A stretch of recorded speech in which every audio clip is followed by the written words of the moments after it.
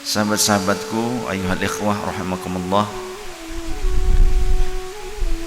selama kita masih kuat, nyawa masih ada pada badan kita, selama kita masih diberikan kesempatan untuk datang ke majelis ilmunya orang-orang alim yang memegang sanad ilmu dari Rasul sallallahu alaihi wasallam melalui jalur para mursyid yang musalsalah, bersilsilah, muttasil, berkesinambungan, selama kita masih diberikan kesempatan oleh Allah, apapun yang terjadi, melangkahlah ke majelis orang-orang alim, melangkahlah ke majelis ilmu, karena hadirnya kita di majelis ilmu itu merupakan anugerah yang sangat besar dari Allah. Yu'til hikmata may yasha wa may yu'tal hikmata faqad utiya khairan katsira wa ma yadzakkaru illa ulul albab. Wallahu rasuluhu a'lam bi muradi wa ma'na.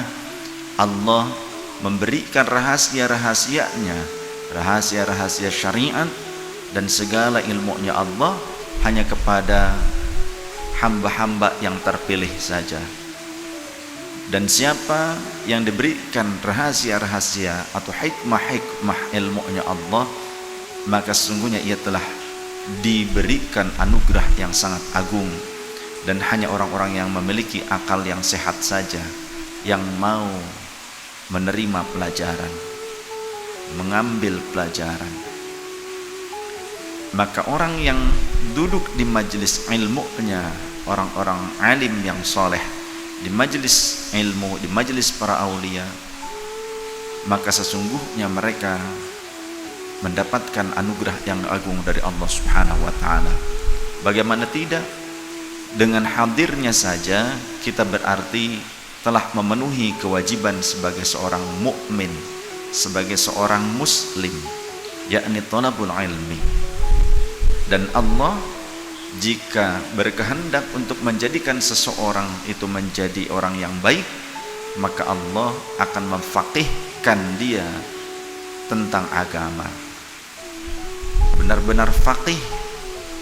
Maka kefaqihan itu tidak akan didapat kecuali dengan bersungguh-sungguh dalam belajar.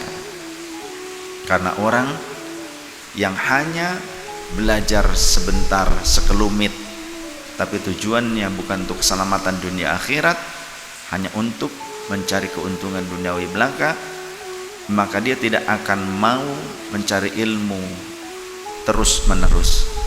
Terlebih jika dia memiliki nasab yang mulia, seringkali malah menjadi sombong, merasa cukup dengan nasabnya saja, tapi akhirnya ilmunya dikesampingkan, ditinggalkan, sehingga pemahaman tentang agamanya tidak sampai kepada makom faqih, tapi ilmu yang secuil itu kemudian dijadikan untuk memonopoli umat. Maka teruslah mengaji.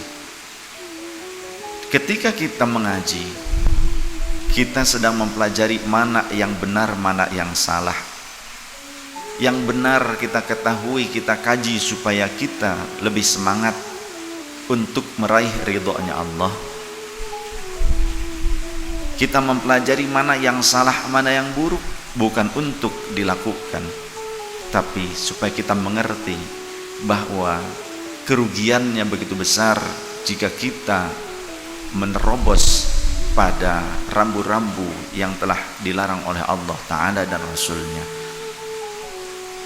Berarti ketika kita mempelajari mana yang benar, mana salah, fa'alhamaha fujuraha wa taqwaha, maka manusia diberikan dua pilihan, diilhamkan, diberitahukan mana jalan keselamatan, mana jalan kecelakaan.